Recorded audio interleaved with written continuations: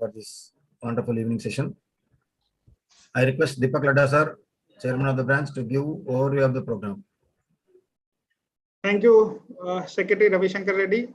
Welcome to the speakers, Shri Saurabh Goenka and Sharan Kumar, our Managing Committee member. Both are the tech savvy and the future of our profession. A very warm welcome to all of you, and thank you for being the speaker for the day.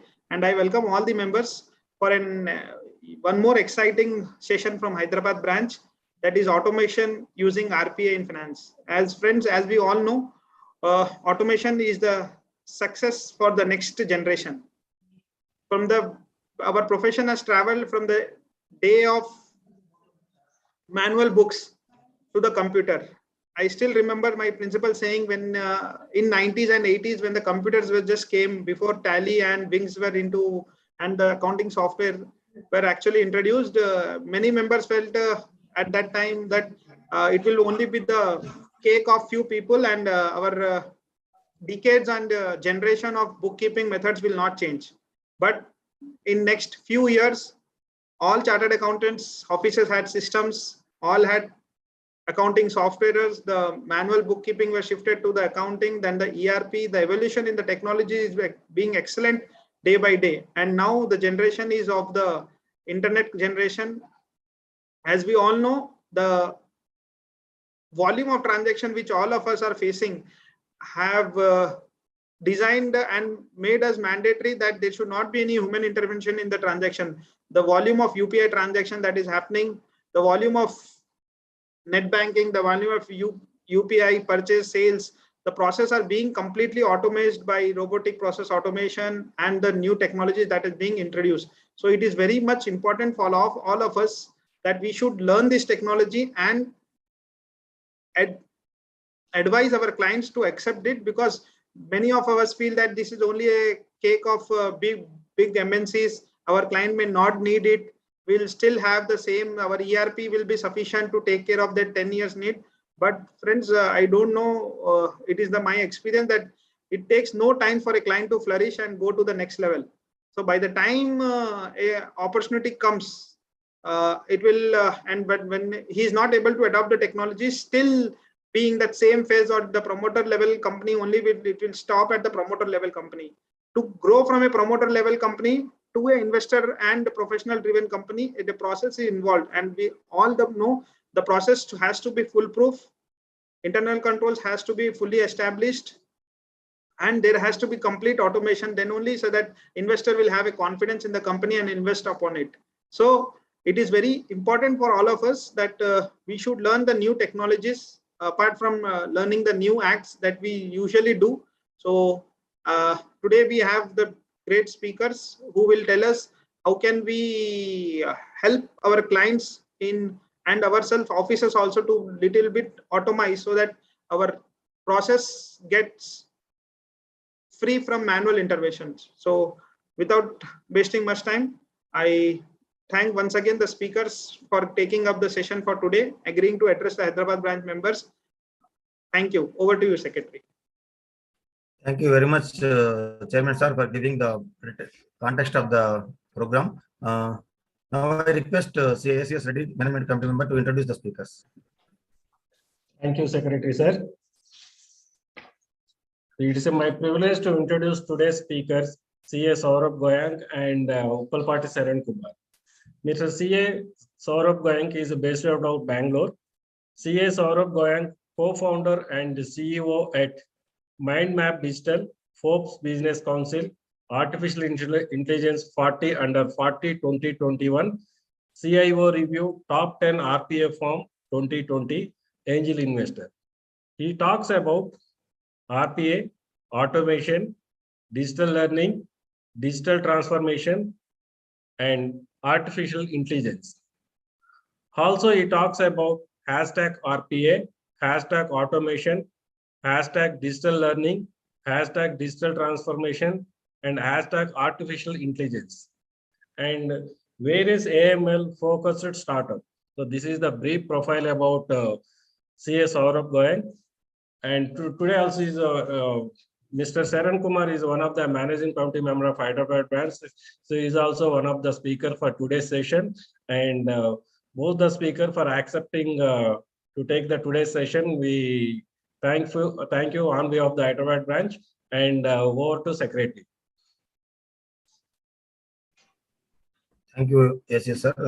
Now I request the first speaker, Saurabh Goenka, to proceed with the session. Thank you, sir. Thank you, everyone, for inviting me, and warm welcome to everybody who's a part of this webinar today in the evening.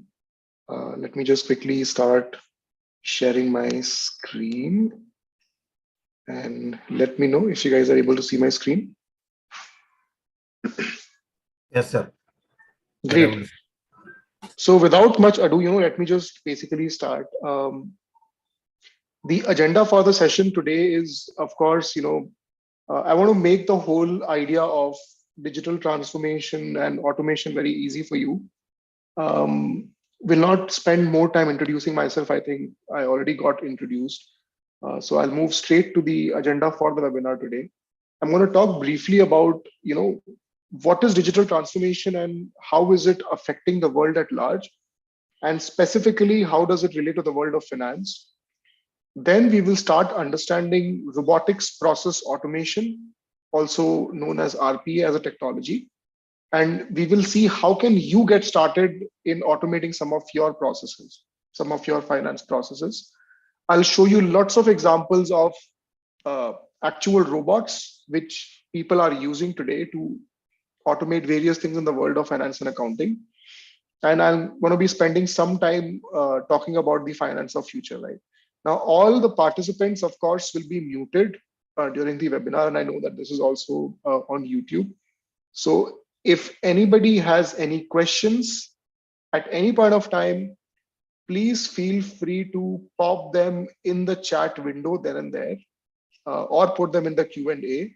The way I like to do this is that even though I can't interact with you one-on-one right now, if you have any questions which are related to this topic, or even if you want to talk a little bit more about any transformation or digital transformation, any other themes covering AI, machine learning, anything else, this is your opportunity to get some of those doubts clarified.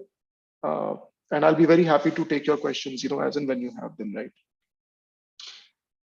Okay, so to begin, I always begin with a really bold statement. The statement says that the world is changing and intelligence is leading that change, right?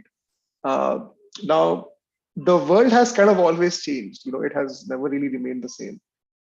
Be it changes like the coronavirus, or be it some ancient changes like the discovery of the printing press, or some really modern day changes like artificial intelligence.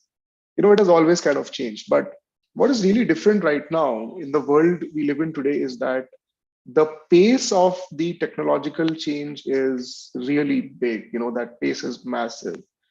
And what that massive technological change pace is doing to all of us is that it is putting us into an era where, in case we don't embrace digital, it becomes difficult for companies and individuals to grow and survive, right? So right now it's difficult to grow, but I'll show you examples where companies have actually failed since they could not keep up with this pace of change, right?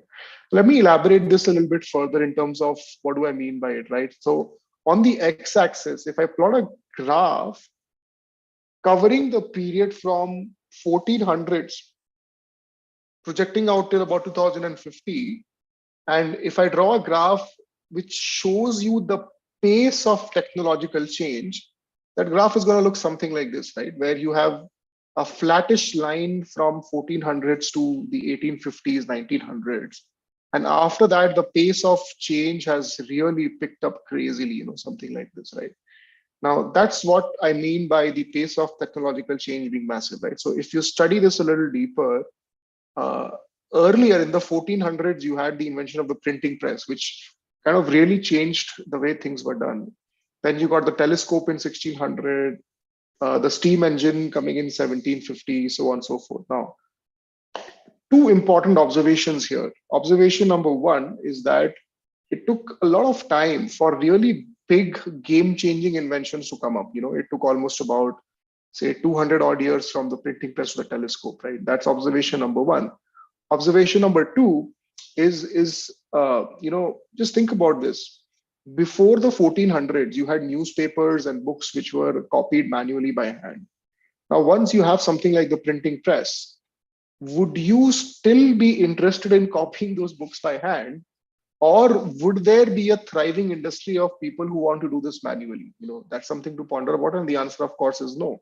Similarly, if you have the steam engine and if you have trains, do you still think people are going to ride horses to go from country A to country B or city one to city two? The answer is again no, right? Okay, so it took about 350 years from the printing press to the steam engine. And then you had the second wave. The second wave was about another 100 years where you had electricity and telephone. Then another 50 odd years or another 100 years for innovations like the car, the television, and the PC. And then from the first computer to mobile phones and microprocessors, something which is there in almost everything we use today, it took less than 50 years, right? So once the first PC was, kind of invented back then, if you would have seen pictures of that, large machines like buildings, and which are very slow in processing, and nobody could have thought that you could have computers in everybody's home. Today, the microprocessor and a 1 millimeter square microprocessor in your cell phone is more powerful than that huge first computer which was developed, and all of this took just about 50 years. And then finally where we are today, in the current era, in less than about 20 years, you've got technologies like social, like Facebook, Google Analytics, artificial intelligence, augmented reality, virtual reality, driverless cars.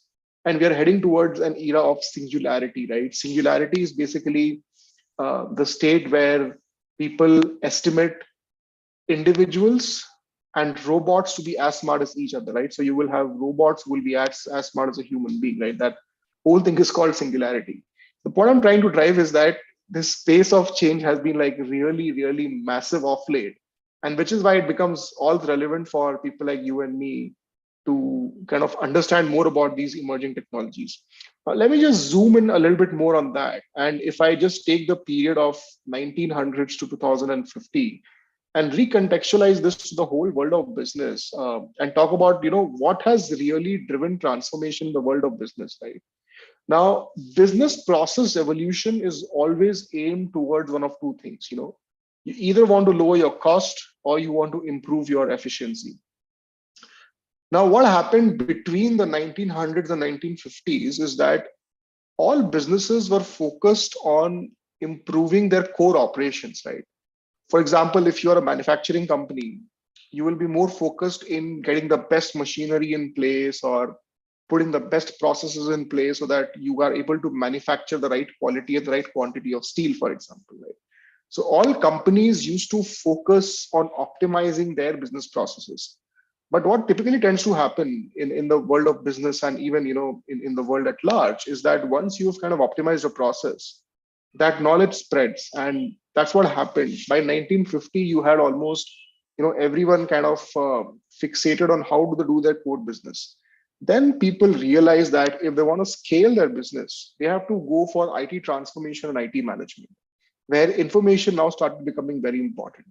And they wanted to automate things, consolidate things, put everything into one place. And that's when the whole IT industry was born. If you remember, the IT industry took birth somewhere around this time. Once IT was in place, then companies in first world countries, they started realizing somewhere around the 2000s that, hey, you know what? Labor is very expensive in America, for example, right? Let me outsource things to third world countries like India, Philippines, China, etc. And that's when the whole era of business process management and outsourcing kind of began. And if you still notice this journey, everything has been focused around how do I lower my cost? How do I improve efficiency? Around mid 2000, around just about 5-6 years down from 2000, 2005, 2006, 2007, companies started realizing that, okay, you know what? I have my core processes fixed. I have IT fixed. I have outsourced my processes, but I still need to optimize, right? Because that's how things are. You still need to face competition, still need to lower cost. And that's where people realize that, hey, you know what? I need to do more. And what was the answer to doing more? The answer to doing more was that let's automate our processes. Let's make our processes more intelligent and more cognitive. If you look at the way every business has transformed over the past couple of, past 5 to 6 years, or even a decade. For example, you take a bank. Banks are building mobile apps for you so that you can automatically have all information at your fingertips, so that you do not need to go and access any of the banking details by visiting a bank, right? If you look at automobile manufacturers, you can actually order cars online today. You can customize your cars and you can order them online. The touch points between people are reducing and processes are becoming very, very intelligent.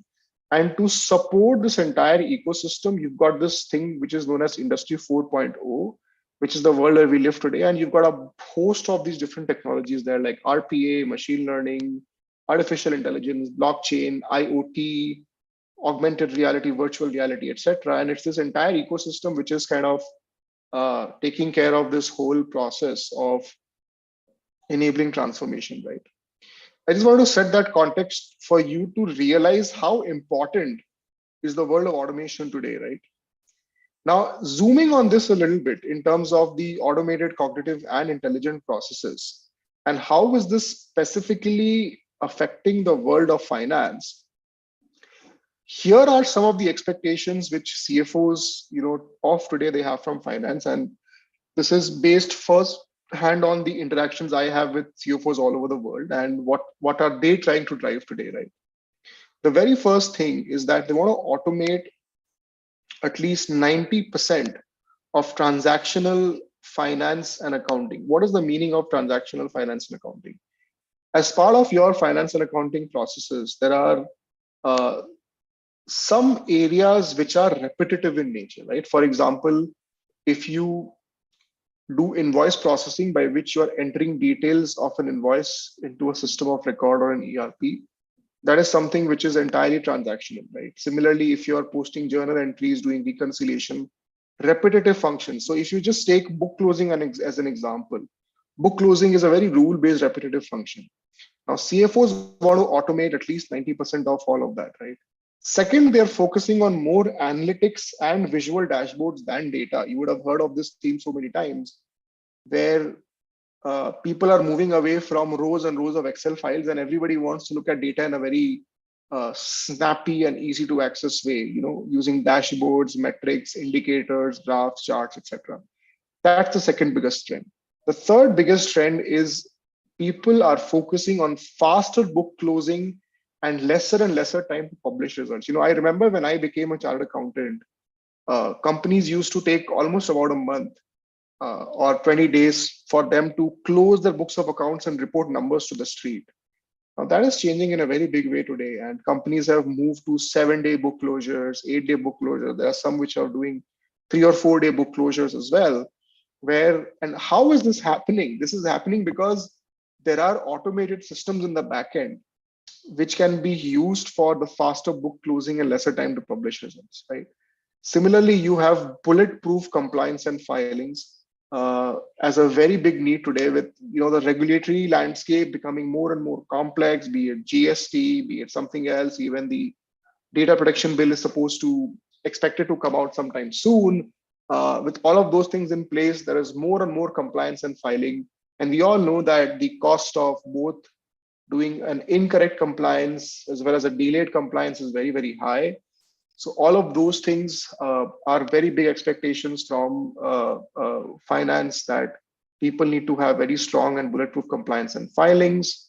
Similarly, there is a big expectation to have automated and cloud integrated reporting systems, which are reporting systems which reside on the cloud, which are not on premises, and they automatically work based on data and insights.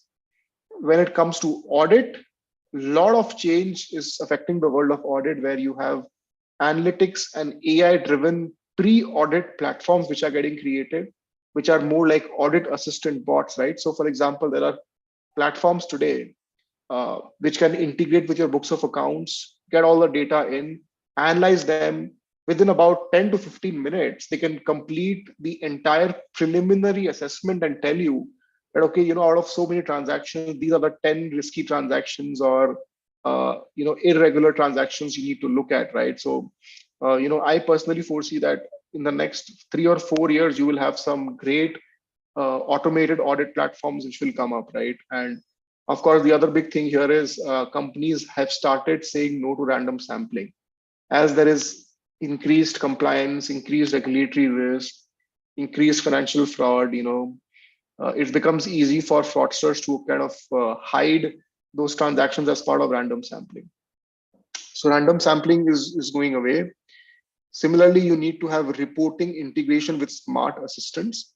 For example, you have the Siri or the Alexa, and I'll not be surprised if you will have solutions. In fact, I've seen a couple of companies working on them where the CFO can take out his mobile phone and he can tell, hey Siri, I want to know what is the financials of this particular customer for the last year. And Siri should automatically trigger an RPA bot, which can go into the books of accounts, find details, and communicate back the results on fingertips. So a lot of companies are working on such big themes also. So in a nutshell, the finance professional of the future will really have no choice but to be extremely well versed with all of these digital technologies to meet these digital needs, right? And I know what you're thinking right now. You're thinking that, okay, I'm a finance professional and this sounds too much technology. It's not going to happen. I won't be able to do it. I'm not an IT guy. Technology has always scared me, and I just got a little bit more scared listening about all of this. But that's where the technology of RPA comes in, right? One of the big changes which has happened in the world of technology over the past, decade and a half is that technology has become very accessible, user-friendly, easy to use, right? Let me do a simple comparison for you. All of you might remember about 10 to 12 years back when the whole ERP wave kind of came in, and everybody was inclined towards, getting SAP licenses, spending lakhs of rupees to get people trained, migrate data, buying servers. It takes 1.5 to 2 years to migrate everything, millions of dollars being spent. And that is what automation of some form used to mean for companies back then. Today, I'm going to show you examples of some technologies, which after you finish this webinar, you can download free of cost, small 25 to 30 megabyte installation file. You can create your own automation flows without using any coding and get things automated, right? So RPA is a technology which simplifies and enables automation using predefined templates, workflows, rules, etc. The idea is that people like you and me who have real needs to automate something, they can leverage this technology without really sitting and coding, right? So RPA is considered as one of the easiest, quickest, and the most cost-effective technologies to automate the world of finance and accounting. Now, before I talk a little bit more about it, I want to first show you an RPA bot in action so that you get an idea of what this bot can basically do. Okay. So here's a small video. We'll take a look at this video, and this video will give you. This is an actual RPA bot, which is going to interact with various applications and automate a whole lot of stuff. Let me actually show you this video, and I just need to find that video. Give me a minute.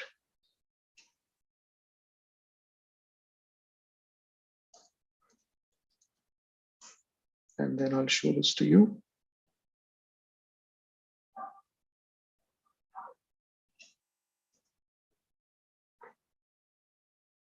And if you guys have any questions till now, please, feel free to bounce those questions, throw those questions at me right now. That this is a very good time. And don't wait for questions in the end. As and when you have questions, please, keep dumping all those questions on me, right? Because it becomes very important for you to have a very, very good, clear understanding of all these interconnected elements as you go through it. if you miss something, then you won't be able to understand the rest of it.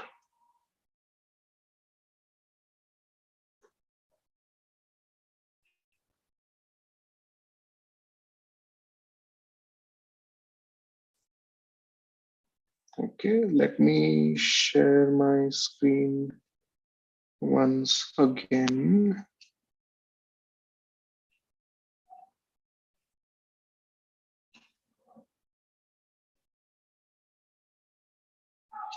I am sharing my screen once again, and here is the video. Robots can work with multiple applications simultaneously. In the next example, our robot will work with 7 applications at once: Excel, Word, PDF, email, SAP, terminals, and Salesforce.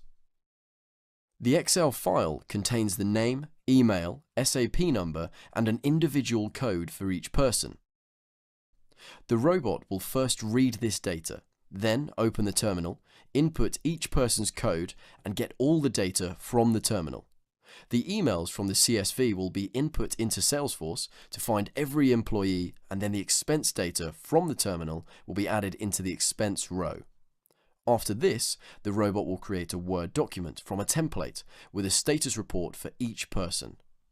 The Word file will then be converted to PDF and sent as an email attachment. Finally, the robot will find the employee's position in SAP, and with all of the above data will populate the Excel file used in the beginning. Now, let's start the robot and explain the process in more detail. The robot will start by opening the terminal, Salesforce, and SAP, and by logging into all 3 systems, preparing all the applications it will work with. It will browse the pages of the terminal and find the ID of the first employee.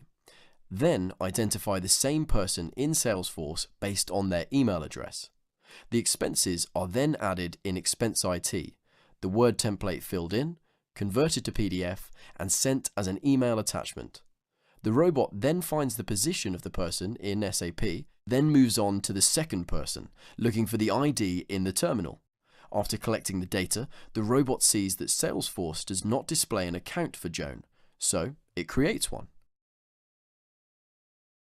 After doing this, it fills the expenses on Joan's account, creates the Word document, converts it to PDF, and sends it as an email attachment.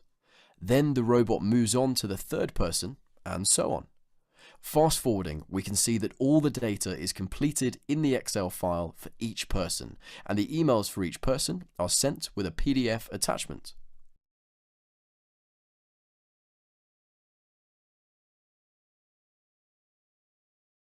So if you took a look at that, just imagine how much can you do if you have access to technology like this, right? So here you had an example of multiple different applications being opened up simultaneously, being navigated at the same time. Whatever you saw in the previous example is a very real depiction of how these RPA bots work, right? Now, some of you might have worked with something known as Excel macros. If you remember that, sometimes you might have used macros in automating something within certain Excel sheets where, let's say, you have to work on a specific report every month where data comes in a certain format. You have to add some columns, do some VLOOKUP, so on and so forth. People create Visual Basic scripts and macros for automating all of that.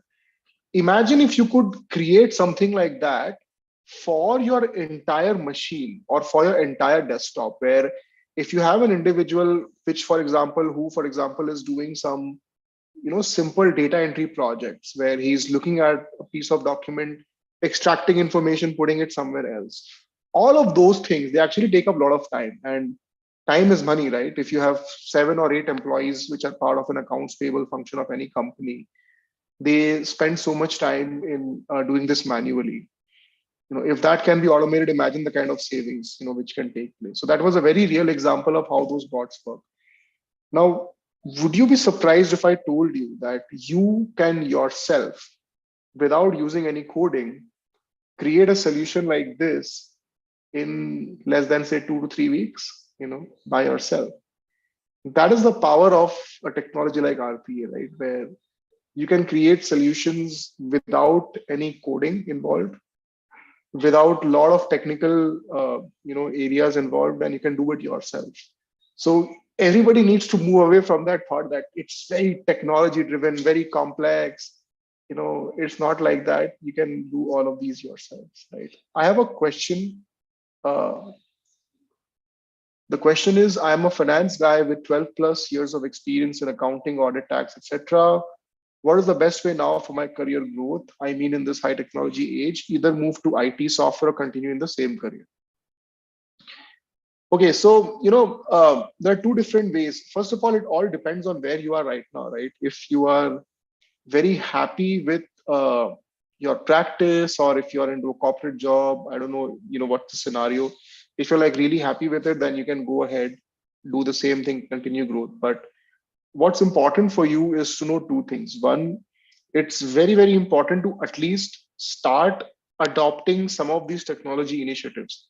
So even if you are doing work as in your practice, or if you are a part of some company, try to pick up processes which you think can be automated, and try to learn these technologies to automate some of them. So that way you can still remain in the same career, but start becoming more technology focused. And let me tell you guys, there is a very, very big scarcity of people who understand technology and finance both, right? If you want to automate finance processes, first of all, you need to understand finance. So people like us, chartered accountants, can understand it the best. And if you understand technology also along with that, you will be in very, very big demand. So I would not really say that you really move to IT, completely move to IT. Pick those things up. Yes, over a period of time, like, I have pivoted my career, so many others have. You can become a specialist in automating things in the world of finance. That's a very, very big need area. If you can do that, nothing like it, right? So that is what my suggestion to you would be. And I also encourage others, in case you have any questions, please fill up your questions and send me, right? So what RPA really does is that it automates tasks as if a real person was doing it. When you saw the previous example, you might have felt that this is exactly how a human would do. He would go to application one, take information, put there, so on and so forth. So it interacts with individual systems in the same way as a human user would mean, which means that to implement this, you do not need very complex system integration or process redesign work, which makes it very easy to do. Now, let me debunk some myths about RPA, right? First of all, we are talking about virtual robots, not physical robots, right? There's a difference between robotics and robotics process automation. Robotics is basically the entire field by which you use physical robots to pick up things, machines and things like that. But we're not talking about that. We're talking about virtual robots who can work within the confines of a computer screen and automate things. Second, this is not only for high volume operations. Sometimes people feel, okay, if I don't have millions of transactions to process, RPA doesn't work. It's not true. A lot of people actually use things like RPA for even very high value transactions, or where the cost of going wrong is very high. So a lot of people use it for compliances also. For example, how do you think the taxation department, the government of India taxation department, they send out notices to people on that, hey, I'll come and do a scrutiny assessment for you and all that stuff. It is based on some automation in the backend, right? Similarly, it is not a large IT systems integration project. It doesn't need a lot of different IT systems to integrate with each other. It can be small and nimble. It works together with and does not replace humans. It is something which can, work with humans. So the idea is, a lot of people think that this is going to take away my jobs. And I'll go back to the same example. Once the printing press is invented, nobody will write books by hand. Once you have a steam engine, nobody will ride horses. Similarly, once automation comes in full scale, you will not have accountants who will do simple journal entries or bookkeeping and all. It can be completely automated, guys. The role of the auditor or the accountant will remain expert advisory, value-added stuff. So what RPA does is that it moves you to better value-added jobs. And finally, very important, it is not a very expensive software. It can self-fund itself in as less as 3 months. Yes, you need to have the right use case, you need to have the right approach. Only then, this whole thing works, right? So what are the implementation outcomes? It reduces human efforts by anywhere between 20 to 50%. It is faster by at least more than 2 times. It is non-intrusive, as I said earlier. It is cheaper than you are doing work on its own. Hence, it reduces your operating expense cost by at least 20%. Your ROI can come in at maximum within a year. In most cases, it comes within 4 to 6 months. And since it is rule-based, it cannot fail. There are no mistakes, right? It is accurate. And that's one of the top reasons why people want to implement RPA-based solutions. Are all processes suitable for RPA? The answer is no. So there are certain rules for deciding which processes you can choose for automation, right? So processes that are highly manual and repetitive, where you have a rule which has to be followed, and there are new transactions which will come every day, which has to go through the same rule. Those are one of the best candidates. Similarly, where there exists predefined rules, it doesn't mean that it has to be one rule. You can have exceptions, you can have rules defined for those exceptions, but you should not pick up processes where everything requires deep human judgment, right? For example, issuing opinions on books of accounts is a very complex, individual defined process. It is not entirely rule based. Taking judgments in the code, of course, is not rule based, but things like copying data from invoices, entering into books of accounts, or reconciling your books bank statement with the bank statement from the bank, these are rule based. These things can be automated. It is better to have processes which have less number of exceptions and more number of defined rules, right?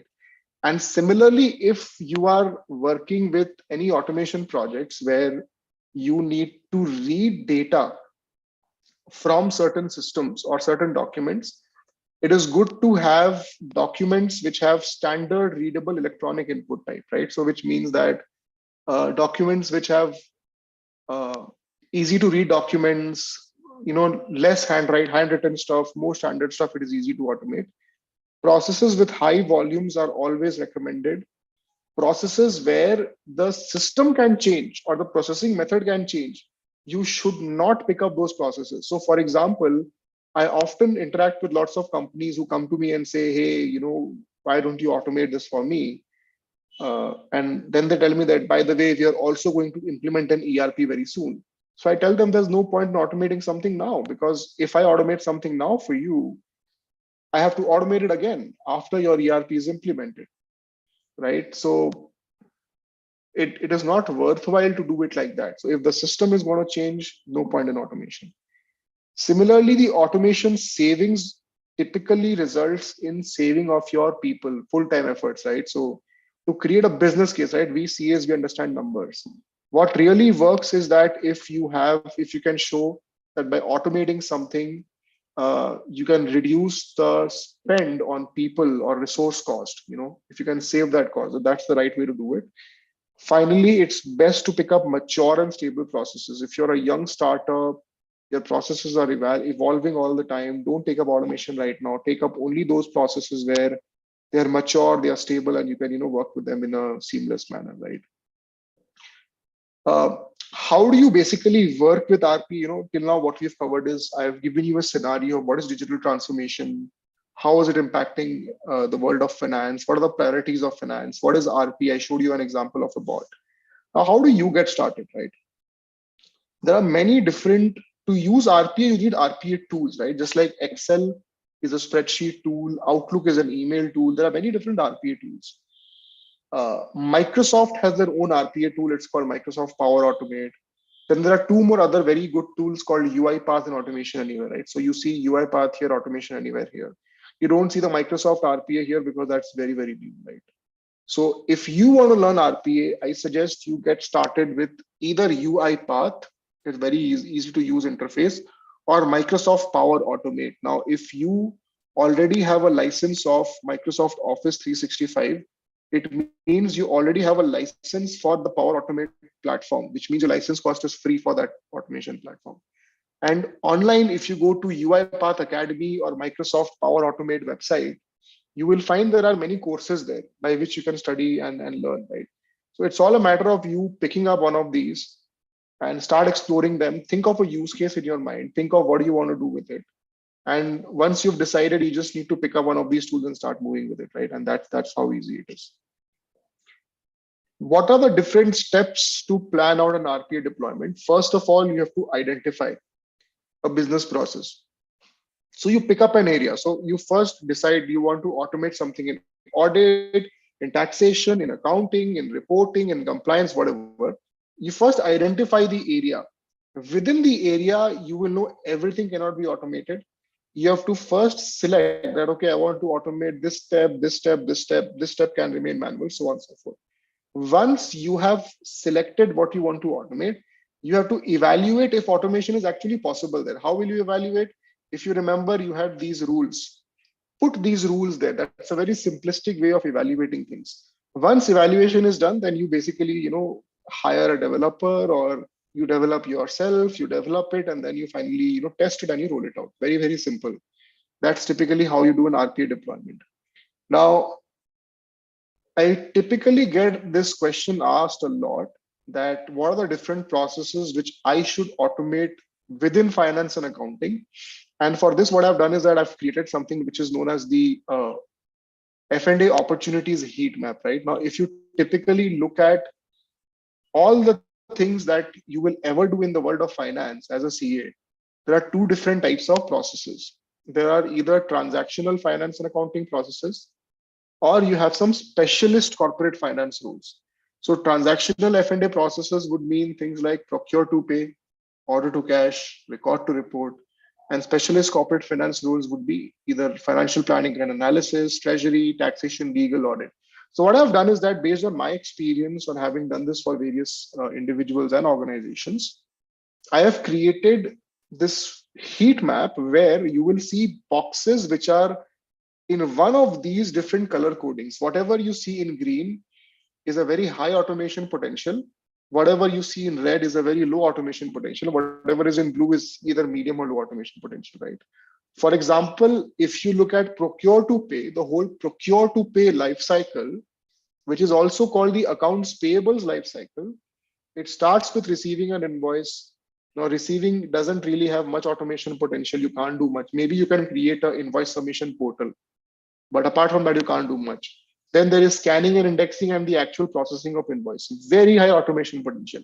In fact, I will also show you an example of what the automation potential looks like there.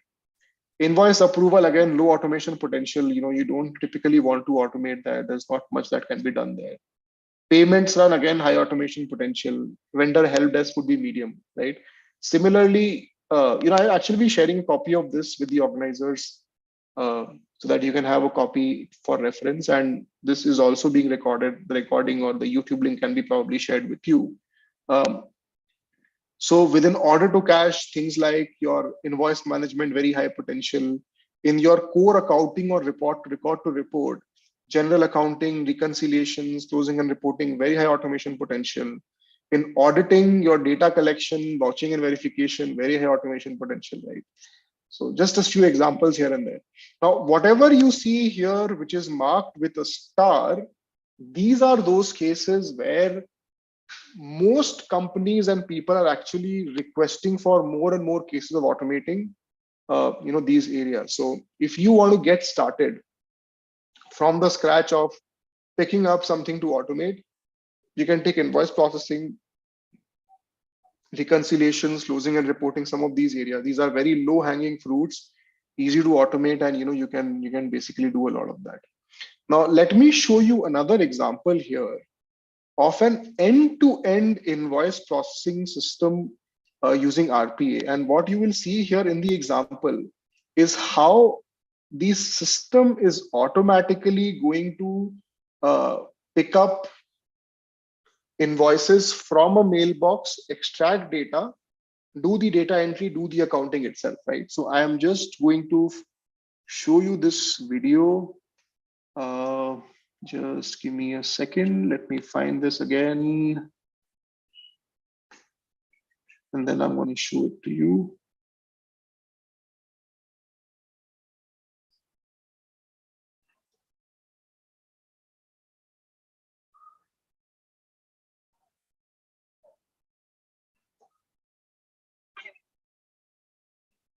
Okay, let me start sharing my screen again.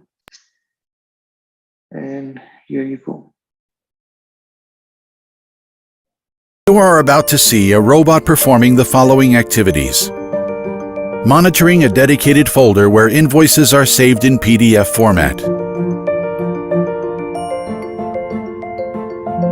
Reading invoices from that folder one by one. Extracting key information from the invoices. Opening SAP. Filling in invoice details in SAP. Sending email notifications. Please note that the robot will do some activities in the background, such as most of the invoice-related actions, monitoring a folder or checking its email address. Now let's see it working. Right now, it's monitoring a folder where 3 invoices are stored and collecting all the information needed so it can register them one by one. It then asks the tester to introduce the email address where the posting notification will be sent, and also performs basic checks to see if the SAP is open and runs it on its own if not. Logging into SAP using its credentials, it then starts processing the invoices one by one. We can see it filling in data such as vendor code, invoice date, invoice number, invoice amount, invoice description, and GL account, and ends up by filling the payment term. Following that, it registers the remaining 2 invoices in the assigned company code.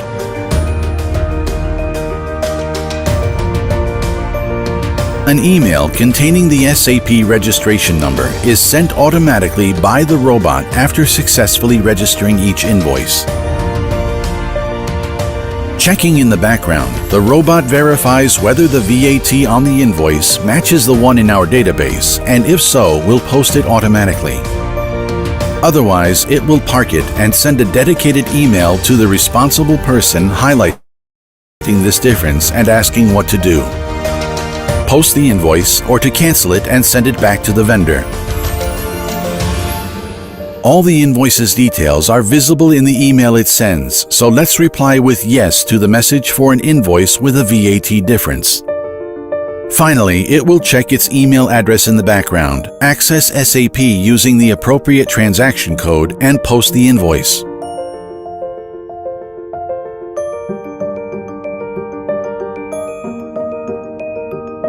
And that's it. The robot has successfully posted the 3 invoices in SAP.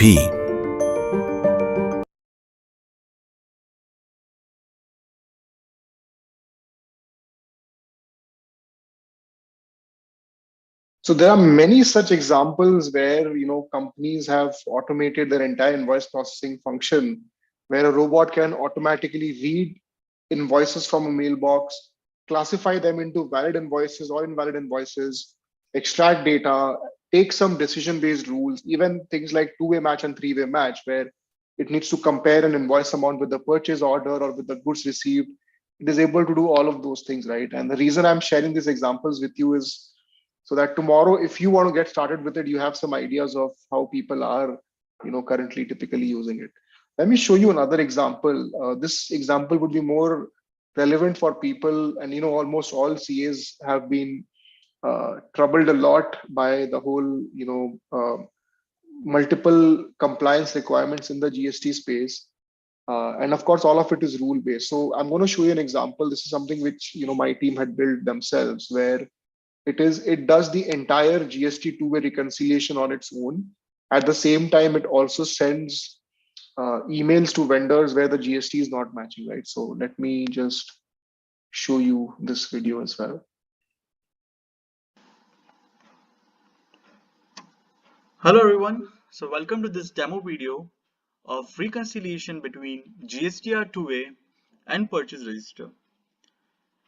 So we have initiated the reconciliation process in UiPath, and bot is going to start the reconciliation, before which it will take our inputs regarding the name of the business, which will select Mindweb Consulting, and after that the month and the year for which we are going to do the reconciliation.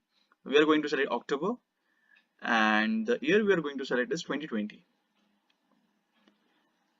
So now the bot has got the details of the month and the year. Now the bot is going to fetch the details from the purchase register, that is from Tally software, and I think it has downloaded the details from Tally in Excel file.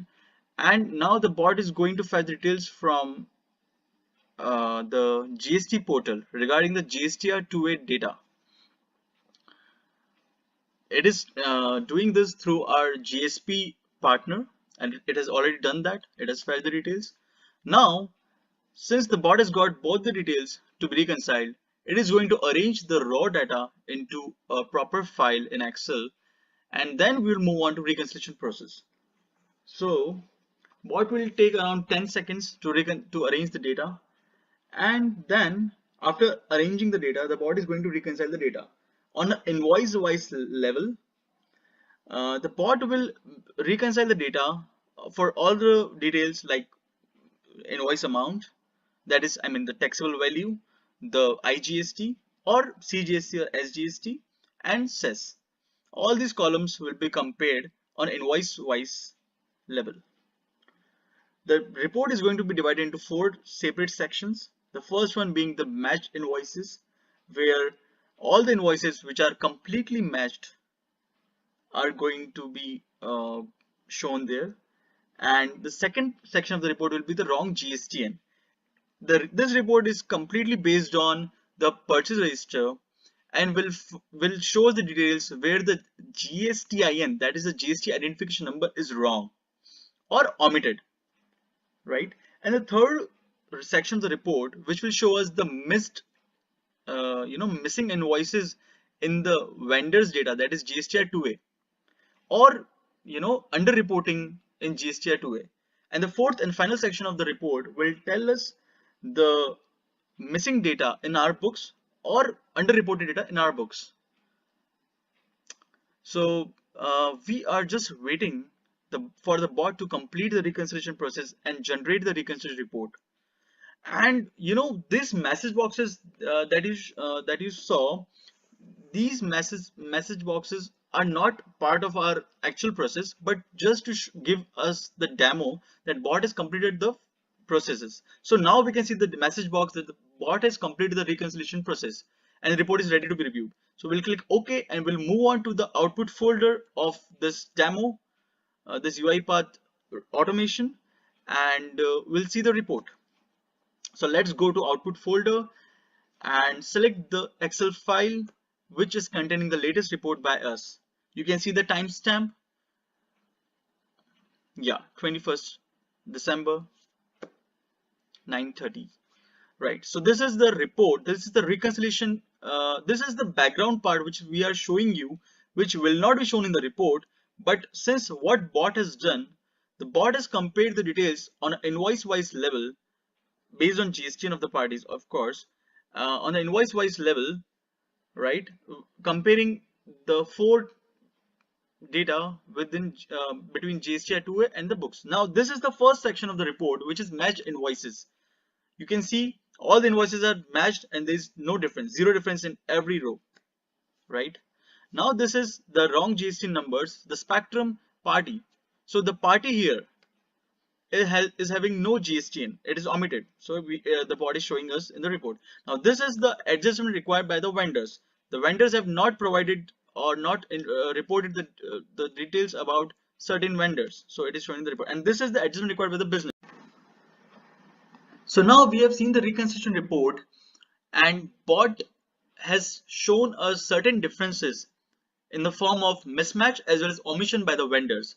So now it's time to communication with vendors regarding the mismatched invoices. And yeah, the bot is asking us now that should I send the mails to the parties, which are here 23 parties on the basis of PAN number, which is the tax identification number.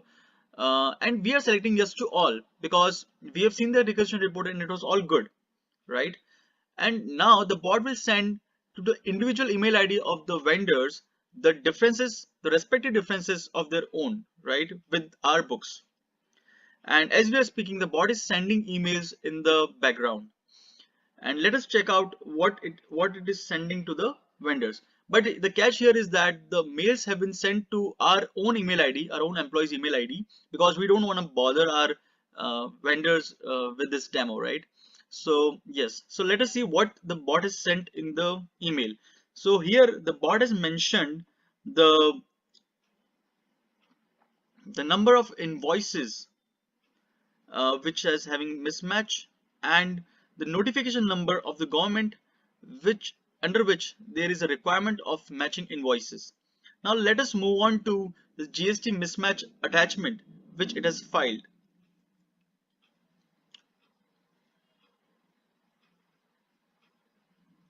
So we can see here the bot has mentioned all the details of books as well as 2A. It has compared all the details, and it is pointing out the difference where there is difference. Like in taxable value there's a difference, and in IGST amount there's a difference in books as well as 2A. And bot has also mentioned the reason for mismatch, that is taxable value and IGST. I know some of you are imagining that, this is something which typically takes so much time for people to kind of do manually. And guys, this is just an example, right? If you want to think of automating any business process, you can actually think of anything, which is repetitive, rule driven, any reporting, copy pasting of data and all of that. Imagine if you can create solutions like these, what is the value you can add to your client, and you can probably start a new business altogether by itself, right? Another case study, typically companies see around close to $1.5 million worth of saving. These are large companies where they have multiple people in specific functions. This is a case for somebody who we had done invoice processing automation for a company in the US, right? Now, I just want to summarize this whole presentation today, and I'll then open it up for questions at your end with one slide which talks about the finance of yesterday and the finance of tomorrow. And I want to talk specifically about two different groups of people who are typically a part of finance, right? So either you are into the provision of professional services or you are a part of corporate finance, right? Now, the finance of yesterday, you used to give tax filing services. The finance of tomorrow will have things like tax filing automation. Similarly, traditional audit and assurance will get replaced with AI and RPA driven audit. Push-based MIS and reporting, where you are manually creating reports and sending it to your clients, will be changed by cloud-based, automated, pull-based reporting and analytics and visualization. Traditional transaction advisory is going to be replaced by decision impact forecasting, where you can actually estimate what is going to be the net impact of a merger and acquisition. Engagement on demand, where today your client calls you and tells you that, hey, can you please come and do this audit for me, is going to get replaced by analytics driven demand generation, right? Just like, banks can send you emails and messages saying that, okay, I think your credit card payment might be due. Similarly, you will automatically have systems.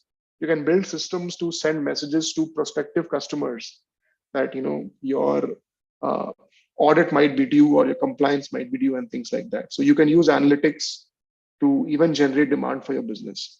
Similarly, in corporate finance, where finance was earlier seen just as a support function, now finance is fully integrated with business. Earlier, where it used to respond to business needs, now it can forecast business outcomes. It can tell you what is the outcome going to be tomorrow. All manual push-based reporting is being changed to cloud-based automated reporting. Your manual controllership function is being changed to RPA-driven controllership. Traditional internal audit is changing to AI and RPA-driven internal audit. And descriptive reporting is being changed to predictive analytics, right? So please remember that automation and RPA is dominated by process, right? Technology is just a way of doing it. It's just an enabler. Hence, it's a very big opportunity for CAs like us to, transform finance, right? With this, I kind of come to the end of my part, and I'm sure you'll have another enlightening session by CA Saran Kumar, who will talk a little bit more on similar themes. In case you are interested in doing some deeper readings, there are some reports I have published on how to automate taxation, internal controls, audit, etc. And you can access them. The best way to stay connected with me is either send me an email or you can connect with me on LinkedIn. We are a small community, of course, as it is, CA is a small community, and within CA itself, very few people like to talk about technology, right? So in case I can help you out in any way, please, feel free to connect with me and work with me. Again, thank you very much to the Hyderabad branch for having me here.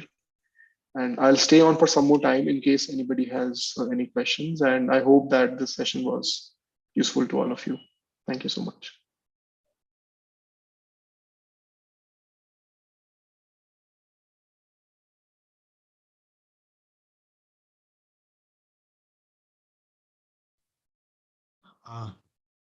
Ravi, anyone, secretary or anyone there from the branch side? No worries. Saurabh sir, excellent presentation. Question and answers are open. Questions are open for the session. If anyone having any question, maybe you can just shoot to the speaker. Then we'll go into my session. My session is more on lighter side of whatever. Saurabh is more of the guy who work with RPA in many processes. Any questions maybe for Gaurav? Saurabh, there is a question. Is UI paths self-learning? Yes, Mohan. So you can actually go on the UiPath Academy and you can. So your question can mean two things. Let me take out both the meanings and answer them both. Either you're asking that, is there a self-learning option present in as you want to learn UiPath? Yes, there is a free of cost online self-learning you can do. The second meaning of your question can be, is there a self-learning machine learning algorithm within UiPath? In some parts of it, yes, they have something called the AI fabric. So it can learn itself based on some scenarios as well, right? We have another question from Naga Vivek. Sir, can you please repeat on Microsoft on RPA? So Microsoft has this platform which is called Power Automate. Let me write this down. Microsoft Power Automate. This is the Microsoft's RPA platform. So Microsoft actually recently acquired a company called Softomotive, and then it converted that into the Microsoft Power Automate platform. You can go search Microsoft Power Automate and you'll be able to find lots of scenarios. Yeah. In fact, Vivek, if you subscribe for Office 365 latest version, that comes in the bundle. Minimum, I think they have given different flows. You can automate a couple of tasks, and maybe if you go for more process, then probably you need to take extra license. Yeah. Any question? Any question from anyone?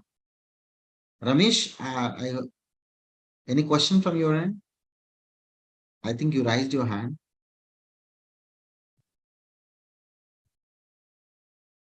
Yeah.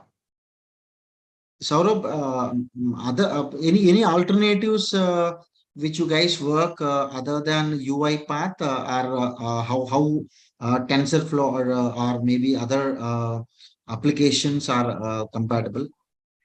So there are two or three different ways to automate. Either you use an RPA tool, right? So if you use an RPA tool, there are pros and cons. The pro is that you get it done easier and faster. The con is, of course, the cost. It is more expensive. So we use UiPath Automation Anywhere. There's this Israeli company called Crayon Systems. Then there are many more smaller ones. Then there's Microsoft Power Automate. There is Blue Prism. Lots of them are there. Apart from that, you can always use Python to custom build automation scripts, right? TensorFlow is more on the AI side, where if you want to build AI algorithms into that. That's the second way. The third way of automating is just by creating a layer of APIs between applications, right? Create an API gateway, create APIs between applications to talk to each other. So it really depends on the different types of complexities and the specific case involved, but there are 20 different ways to, at least 20 different ways to go about various scenarios in automation. Yeah, wonderful. Any other question from anyone? Yeah, there's a We've got- question, Saurabh, from Vijay. As financial data is confidential, what is the trustworthiness of these RPA tools? So, Vijay, great question. And just like there are certifications which certify whether systems are robust or not. So most of these RPA tools, they come with the SOC 1 and SOC 2 certifications for the cloud-based versions. Then there are security assessments which are done. Just to let you know, almost all the big Fortune 500 banks, they use RPA for their internal processes. So security is never a challenge. It is important to have a very good cybersecurity checklist and information security checklist to be adhered to, and to make sure that personally identifiable information is not getting stored in a non-redacted way. And there are many more things on the security side, right? If you take care of them, the tools themselves are very robust. They don't have a problem. But the way you implement, the way the architecture is done, all of those things are also very important. Otherwise, you can be in a big mess, right? So, in fact, one of the very big themes for us as CAs would be tomorrow when we will audit some of these systems. We will need to do a very strong information security audit of systems where you have bots and humans working together, right?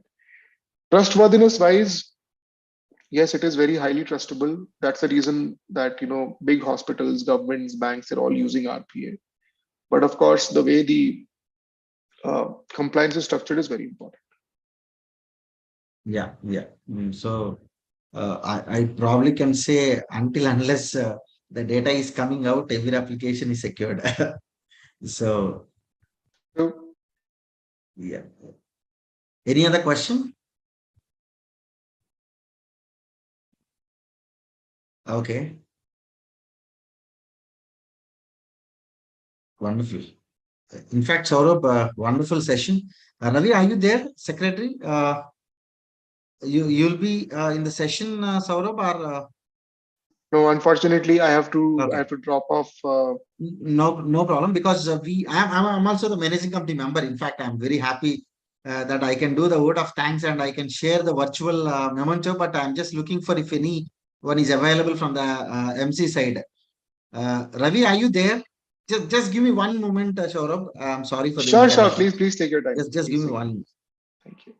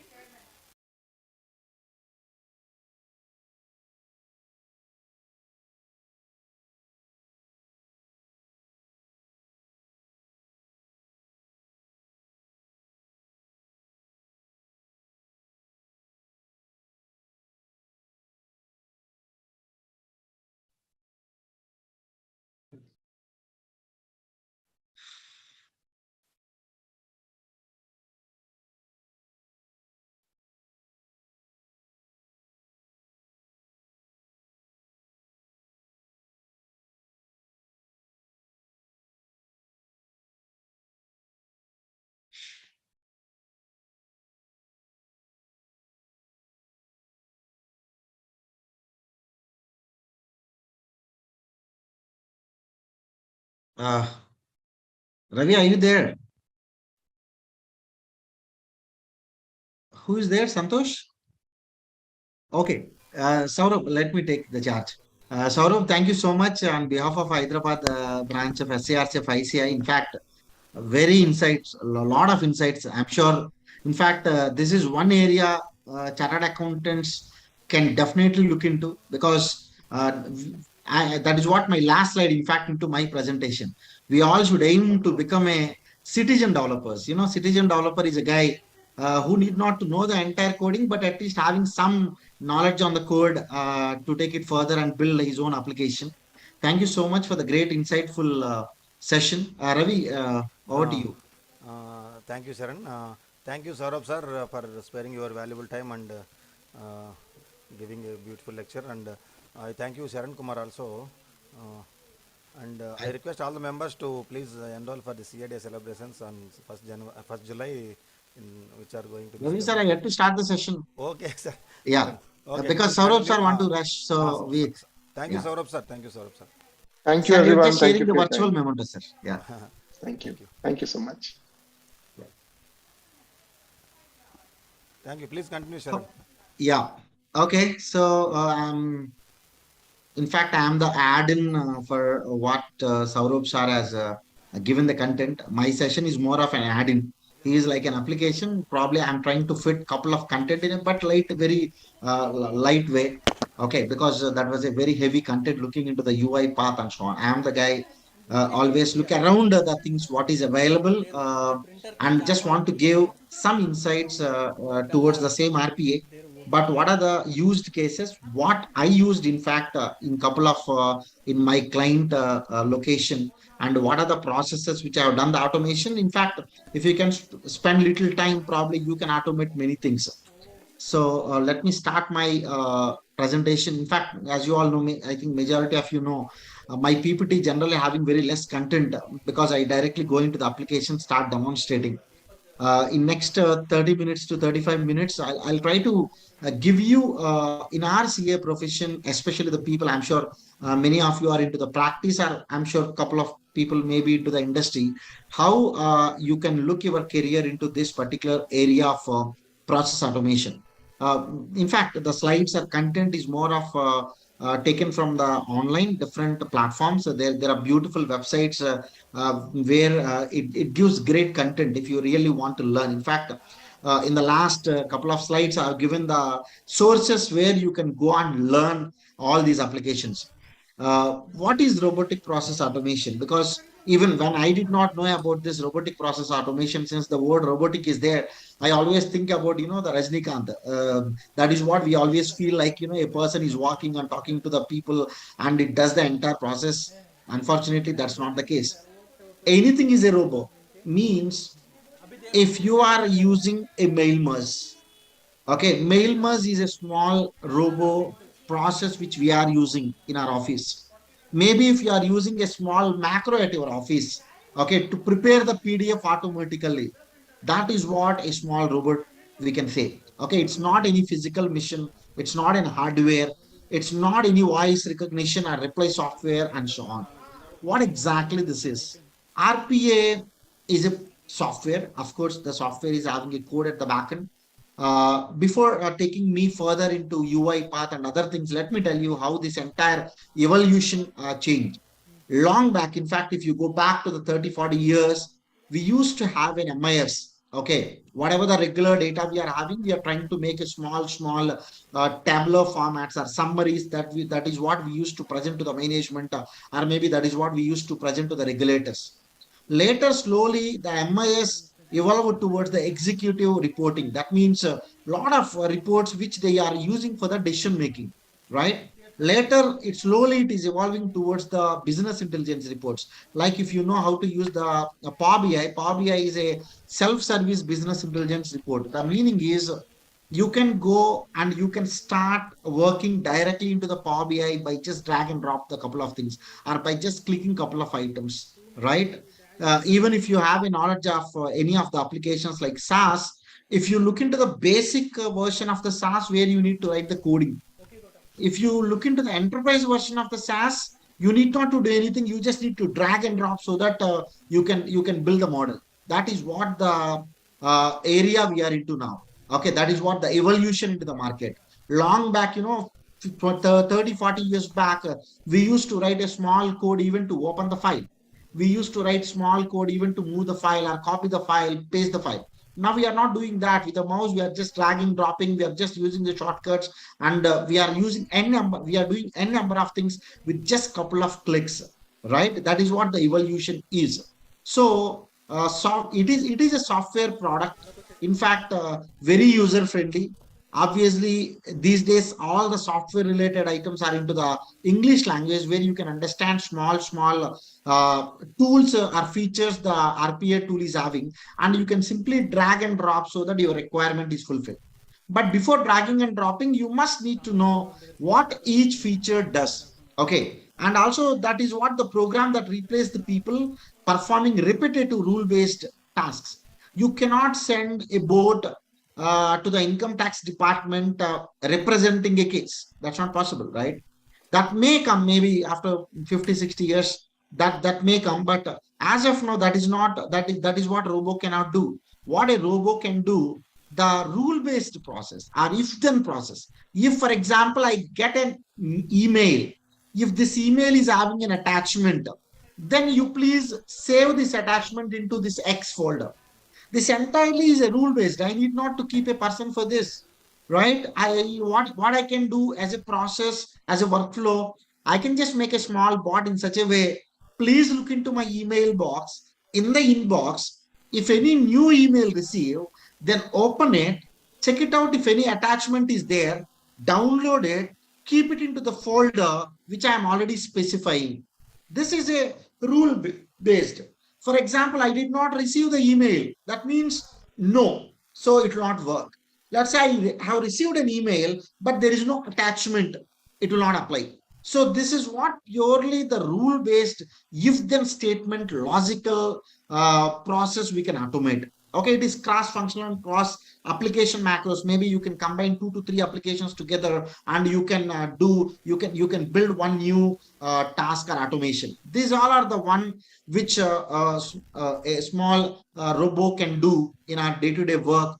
A robo can open an email, save the attachments. It can log in into the web application, as he was just showing in the video. You can just make a small robo with the UI path or whatever, the TensorFlow and other applications, so that that will directly go into the SAP and start processing the invoices.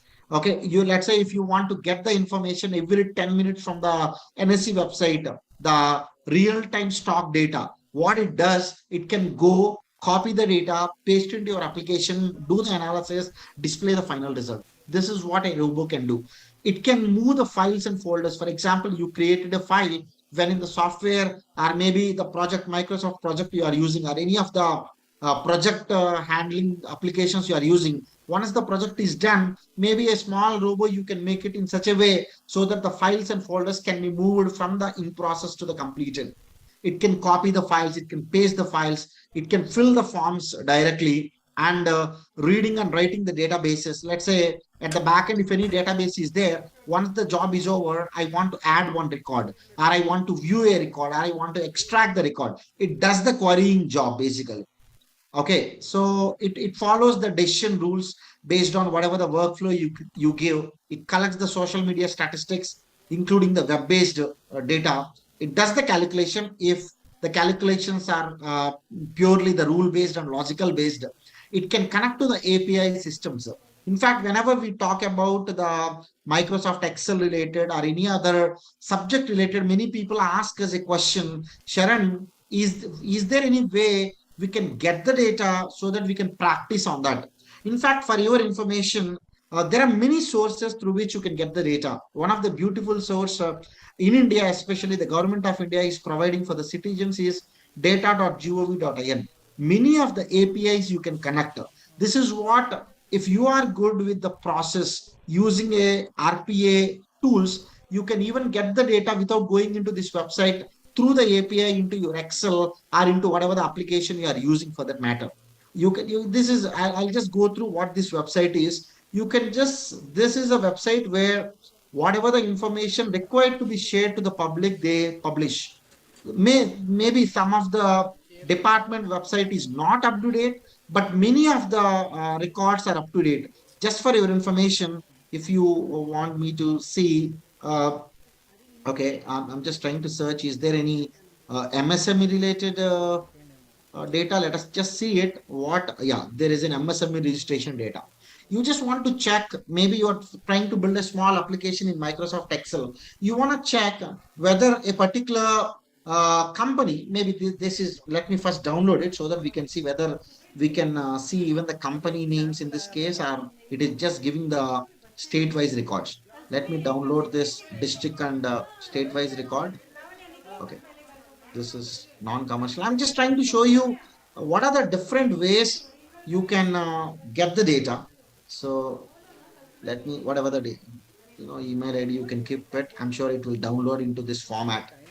See, Santosh, can you please keep on mute if possible? Yeah. So this is what the information it is providing. That means state-wise, district-wise, how many registrations are there? Okay, so even it is giving the data based on the caste-wise, whether it is general or SC, ST, OBC, and so on. So there is a lot of information. If you go little thorough inside, you can even find what are the companies got registered and so on. Many a times we surprise whenever we incorporate a company, immediately we get the emails about many banks are sending an email, right? So they publish the companies uploaded data, whatever the companies register every month, and they upload the data here. Maybe let us search for MCA companies. In fact, you need not to download this. You can simply log in and it provide the API. Okay, I'm having an email ID, no problem. I can just log in. That's not a problem. Yeah, OTP is just sending. I'm just trying to demonstrate in how many different ways you can get the data. I don't know to which email ID it went.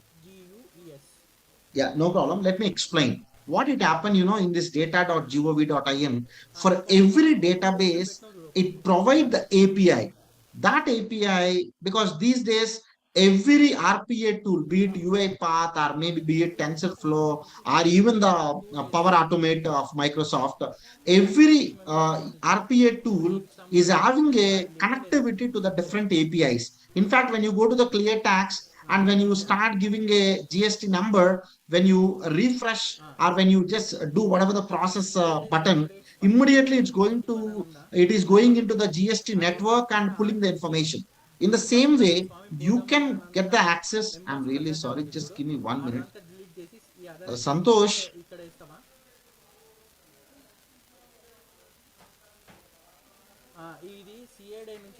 Santosh, there is a lot of disturbance I'm getting. which are also received by the members present. అది delete చేయి.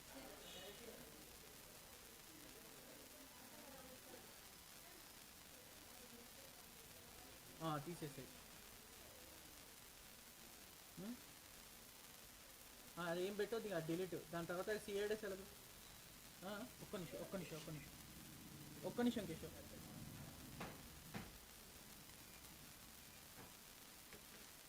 Sir sorry sir. Yeah, I'm really sorry. Yeah. So these all are the different sources through which you can get the data. Okay. I'm just trying to tell you how this API is working and so on. Okay. So let us just go back.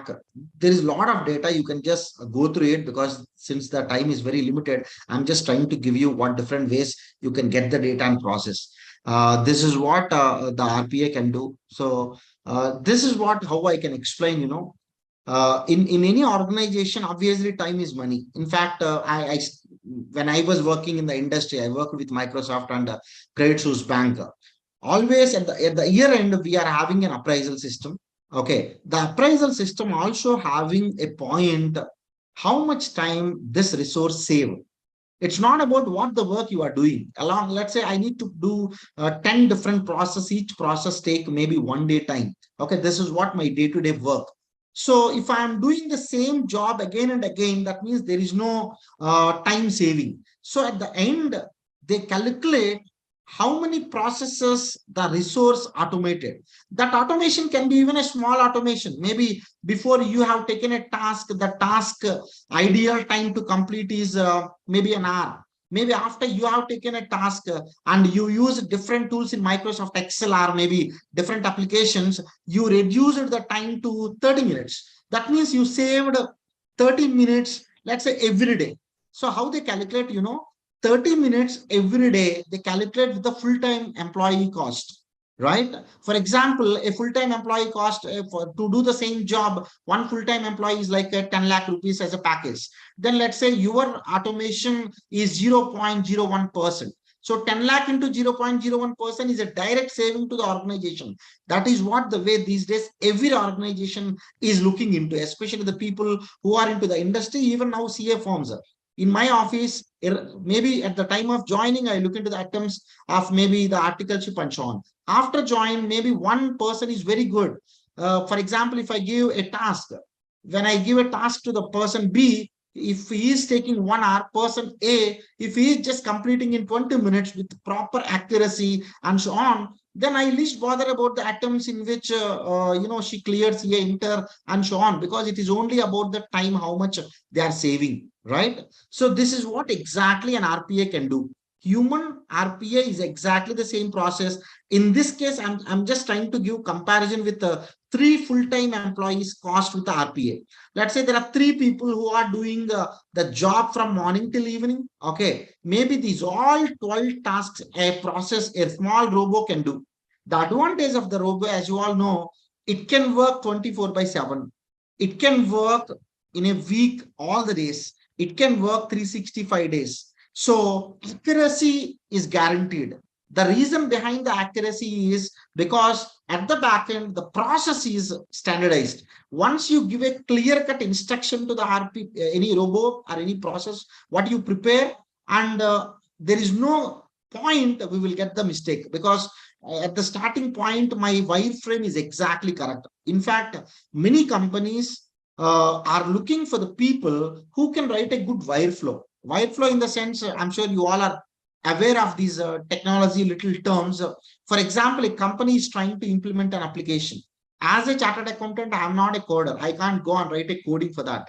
But a company is a organization, knows the business language, and let's say they are implementing a small robotic process automation in their office. Robotic process automation guys are the technology guys. They know how to operate UiPath, they know how to operate the Power Automate and so on. But there must be a person who should understand this language and tell to these people. That means there is a huge opportunity in the process audit side.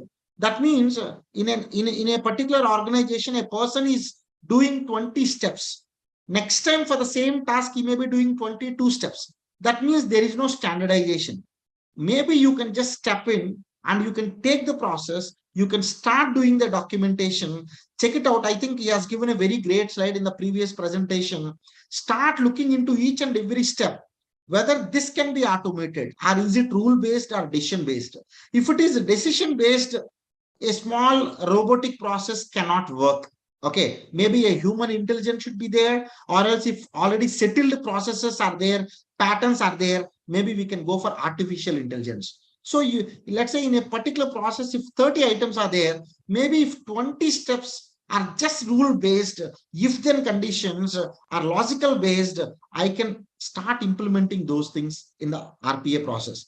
Wherever there is a decision making, then probably a human has to human has to go inside and he has to just check whether it is correct or wrong. If you all look into the banking language, in the month of September 2021, RBI has given a circular to all the banks stating that the NPA process has to be automated. Banks has clearly mentioned in the circular stating that nothing in nowhere in the entire process of recognizing as an NPA, a human intervention is required, because everything is a calculation based, number based. Then why many banks are not still fully automated the NPA process, right? Earlier, what they used to do, though a CBS environment can do, but at the month end, the power has given to the branch managers. What these branch managers does, though the CBS has given all the list of 100 NPA accounts, these people used to go on ticket, and some of the cases they don't do that. Okay, that is what in the SBI system we call it as a new IRAC code and old IRAC code and so on. What RBI understood from the internal audits, many of the banks NPA process not fully automated, though it is rule based. I request you download the RBI circular on that. Look into the rule-based. They explained a full demonstration how the entire RPA should ideally happen and what is the target for the banks. And in fact, if I'm not wrong, this year, recently when we have done the audit, everyone should have checked whether the entire process of NPA is fully automated. That is what the process, because in the NPA calculation, I don't think so judgment is required. If you really look into that master circular also, in the very preamble of it of NPA recognition, they said NPA is completely a rule-based but not subjective. That means there is no decision making involved. Wherever decision making involved, then whatever the advantages the banks wanted to do, then they'll say there is no NPA. Other cases, they'll say yes, it is an NPA. In those cases, it is possible. Let's say you're trying to represent a client, maybe before a person or maybe before an authority. Maybe you are doing a process based on your past experience. Then an RPA cannot work. Okay, I'm sure in next couple of years, that type of process also will come when the proper patterns and standard mechanism for the AI established. Okay, this is a small example, just probably you can understand. As you all know, RPA can help in all these different domains in our finance, accounting, where RPA is helpful in accounting. Very recently, one of the client called me. They were implementing that time SAP Business One ERP. Okay, it's not an RPA process, probably I can say. Maybe it is just understanding the backend database structure with Microsoft Excel and the entries how it posts. They called from the Delhi a person of the SAP expert just to, upload the opening balances. There are 3,000 different opening balances for the just payroll side, from the AP side. So what the person who is looking into this SAP said, you cannot upload all the 3,000 entries at a time. What you can do, you just need to look into each and every account or each and every entry, then you need to post into the SAP system. In fact, I went for a different purpose. When I was there along with the SAP guy and the business guy, they were discussing about this. Then I asked, what is the problem? They said, for the last 20 days, we are uploading the entries, every entry one after other, the opening balance for all the vendors. I surprised, because after all, SAP is an ERP. Whatever you upload, that is stored at the backend in the database, right? And the uploading, every application is having a upload, the process, upload feature. That means you can take it into a CSV format or Excel, whatever the data you want to upload, you can directly upload into the ERP, right? I said, why that is not working? Then they said, Sharon, while we are trying to upload all entries together, the system is giving us an error. See, it is always the why approach. I'm sure you all know the TPM process, Japanese process. Okay, total productivity management. If you start asking 5 times why, the solution will be there. Why the error is coming? The error is coming because these people are selecting a branch code which is not linked to a particular vendor. That means they need to take a proper branch code, for which for that they need to have the entire data of branch code versus the vendor.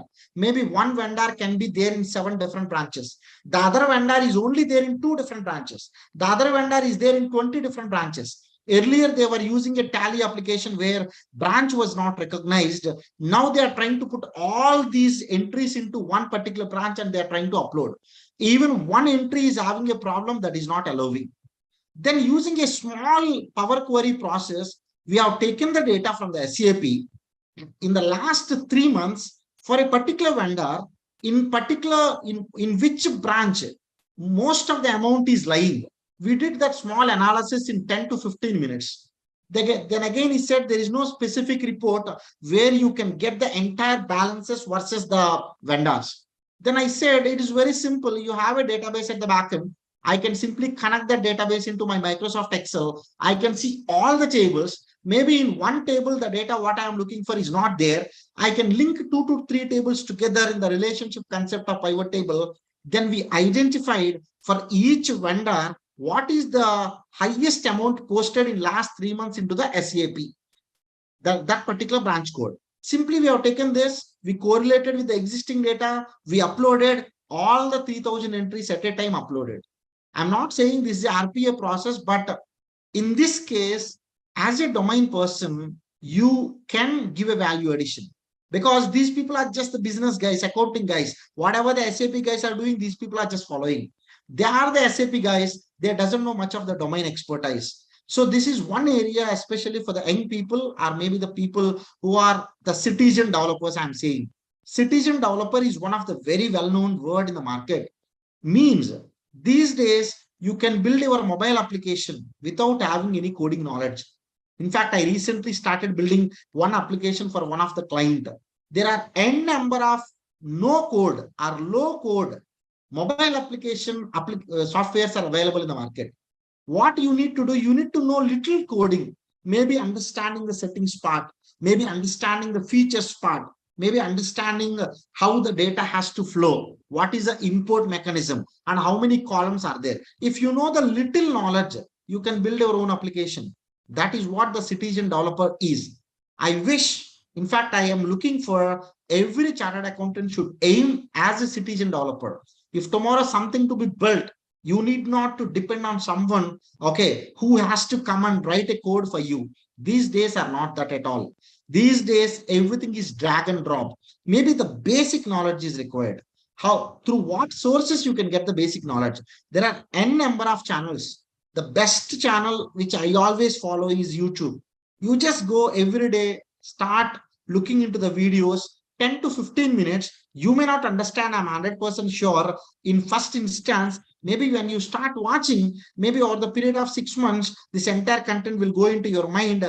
Then when you start watching the videos after 6 months, you can start connecting the dots. That is what the maturity level, you can take it into the next level. Once you get that maturity level, any application you can learn. Okay, you can trust me, any application you can learn in this world. But our profession is not to write a coding. That's why we are not spending the time. But still, you can build applications looking into these no-code apps. UiPath, he demonstrated one video. That entire UiPath is just drag and drop. But just because it is drag and drop, don't think that you can learn in one day. You need to understand every feature, what it does. Just to give you as a demonstration, let me show you the Power Automate, what he is talking about. If you subscribe for Microsoft 365, by default, this Power Automate is part of your bundle. Till couple of flows, it is free. If you subscribe for Office 365, maybe if you are using the premium features, you need to go for extra subscription. This is a flow. I can make a small flow. Right now, let me download the or else create invoice. This is a small thing which I'm trying to create. Don't think that I'm going to demonstrate everything, but just trying to show you how the UI for every, the RPA tool. This is what every RPA tool looks like, be it UiPath or TensorFlow or even Alteryx or even Power Automate. Any of the RPA UI is exactly looks the same. This is the place we call it as a workflow. In some of the cases, they call it as a subflows, different flows, and so on. But there is a space to drag and drop. On the left side, these all are the different features. You need not to know the coding, but you must need to know how you need to use these conditions. Whenever I'm just trying to drag this here, it is trying to ask what is the if condition and how you are going to operate. Well, what is the first operand? Then what is the next operand? Obviously, you know that these all are the logical operators. Equal to, doesn't equal to, greater than, less than or equal to, greater than or equal to, contains, doesn't contains. You can find all these things in everywhere of all the data types of maybe number or text and so on. Once you start giving it, it's going to look. Then again, you can just start giving the variables. But to understand this entirely, it is not that easy, and obviously you can't learn in a week's time or 10 days time. But still, you can spend some time, maybe taking a small videos whenever you have a time in the online, Udemy or maybe YouTube. You can take a small process, parallelly start doing it. I'm sure you may get a lot of errors initially, but don't worry, nothing will happen to your other files. But don't try to go with deletion of files examples or maybe creation of files, because very dangerous. Always try to look into something where you can just move a blank folder or maybe creation of folder. Just start doing the R&D with those type of things, because I can make a small workflow here. What it can do, it can clear the entire desktop every 10 minutes. Or maybe that automatically run morning at 9 a.m. entire data, what is there on the desktop, individual in the files, that can put into a folder, move it to the Dropbox or move it to the cloud, and so on. That is what the way you can do it. But these all are the things, every small items is having its own meaning. It takes a little time, but my suggestion to all of you, maybe spend little time towards this. You have a target of maybe 6 months to understand Power Automate, creation of small things, to automate small items at your end. In fact, Saurabh demonstrated about 2A versus invoice or whatever the invoice reconciliation process in the UI path. It apparently looks like there are 20 steps, but that is not that easy, because there are a lot of if and rules are there. So if anything, you have to make a standard application. First, you must be clear on the paper what you want to build. Okay, many a times this is what I tell everywhere. Don't try to directly demonstrate or create any of the process as an automation, even for that matter in Microsoft Excel. If you want to do something, put on the paper, just try to check every step, even the minute steps start keeping. If you observe here, when it is a if condition, it is not simply asking you a formula here. What it is saying, first operand, second operand, as you all know, the operand is between, both sides of the logical operator. Then it has given the logical operator. That means even a small logical expression has broken into 3 different items, through which, the process is clear. There will be no confusion. Many a times we are trying to directly jump into the final conclusions. So that is what at least you can start working on. There is a question from Vijay. What is the difference between Power Automate and Power BI? Power BI, Vijay, is a visualization tool. Let's say management especially are not interested in transactional data. Let's say you have a sales in your office of 20,000 records. Generally, management is not interested looking into all the 20,000 records. What they are looking for, probably they want the comparison, last year versus this year, last month versus this month, last quarter versus this quarter, or maybe this quarter versus the projection. So, or else budget versus the actual. So that can be presented in a proper visualization format. Power BI is simply a visualization tool. That should be with me, don't worry. I can explain it to you. If it is not there, that's fine. Power BI. Okay. Okay, leave it. It's not there. Maybe in this system. That is a visualization tool. Examples of Power BI, the alternatives is Tableau, okay, Quick View, Power BI. These all are the visualization tools. But visualization will not simply happen. It's not like our chart.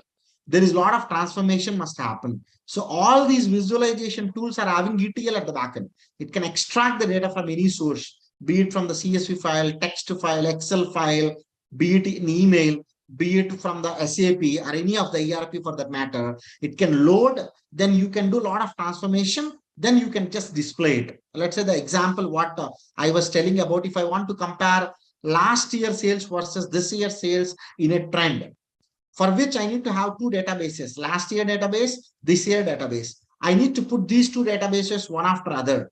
Then I need to keep only the sales figures. Then these sales figures will go into my visualization. So databases are 2 which are there in my folder. I want a visualization. In between, this entire process will happen. Getting the data into my Power BI, using a Power Query, I can do the transformation, keeping only those 2 columns of 2 quarters or 2 months. Then I'll take that into the visualization. That is what the Power BI is. It is not a RPA tool, basically. Okay, so I was into here. So you can use in the payroll, you can use in the documentation, as I mentioned. Let's say I want to send a document for all the vendors. Just want to get the confirmation whether the closing balance is same as per our books of accounts and as per their books of accounts. As an auditor, what you can do? You can make a small automation like our mail merge in the UI path or Power Automate, and you can start working and sending the documentation to them. Once you send across, even receiving with the same subjects also, a Power Automate can look into the subject and it can save all those emails into one folder, and it can start downloading the attachment, and you can put everything into one file. Okay, so you can even use in the audit sampling, because these days is not about the random sampling. These days is about the systematic sampling or stratified sampling or more of scientific sampling, because even regulators are not accepting any of the random samplings. Random sampling is something you can randomly take it. Tomorrow, if a regulator asks a question, why this is not part of your sample, you don't have an answer. Maybe if you go with a little scientific sampling methodology, like first 20 records, make sure that one sample is there. The next 20 records, next 30 records, next 40 records, through which you can get the sampling. Tomorrow, even if you get a question from the regulator, you can start asking, you can start explaining them that, see, I followed this methodology of getting the samples. In these samples, whatever the client you are talking about or whatever the vendor you are talking about is not part. Then for the regulator also at least get a positive mood that though Sharon kept his 100% effort to get the proper sampling, but unfortunately this is not picked up into that sampling and so on. In fact, for that matter, if you have a knowledge of using the IDEA tool, which is one of the audit tool, it's having a proper structure to get the data from, to get the sample using random methodology or maybe systematic, or maybe for that matter, let me open any of the file just for the identification. Okay, I'm not going to explain this. Okay, so random is something, let's say, out of which I want to have 10 records. Maybe I want to have 3 records. You can just click OK. All those 3 records will just get out. It is like, now let me go here. I want to have a systematic sampling. I can just go here. Let's say number of records to section interval is 1. I want to have a section interval. Every 3 records, I want to have at least 1 sample, right? Then probably I can just click OK. Then check it out. I'm sorry. I think I went a little wrong. Just give me 1 second. It's not stratified. It is a systematic. Okay. Number of records to, I want to take 3 samples. Then automatically it is giving okay, 1 to 15. This is also fine. This is also 1 to 15. Number of records to section interval is not 1. That should be 5. Okay. I want to take 3 samples. Section interval is 5. That means 1 to 5, I want at least 1 sample, 5 to 10 second sample, and so on. Just extract it. Check it out. First record, 1 to 5, then 5 to 10, 10 to 15, and so on. This is what these days we are into. Okay, no one is allowed to accept any of the random sampling. Maybe you can make a small automation. For example, for every client, when you put a sales data, then there are many methodologies where through the random it can pick up the data. Then you can make a small bot at the back end using Power Automate. Then you can start picking up the data. See, these are all you can build it once you know what exactly you are looking for. Many a times requirement is not clear, then obviously your application will not work. So first identify in your process what are the areas you can automate. Maybe you can use the systems to automate the process. Then you can start using these applications in the internal audit. Of course, in the forensic audit, as I mentioned, MCA data. For every time, why should I go into a MCA master data? I'm looking for a company, search it, and again getting the director's information and so on. Maybe you can find a resource or source wherever the entire MCA data you can download. I'm sure if you can spend little time in searching in the data.gov.in, all the companies, whatever you can find into the MCA master data search, that entire information you can find it in the Excel format. Maybe if I am doing a forensic audit, maybe there are 200 vendors with a private limited company name. I just want to check whether these all are really private limited or not, first of all.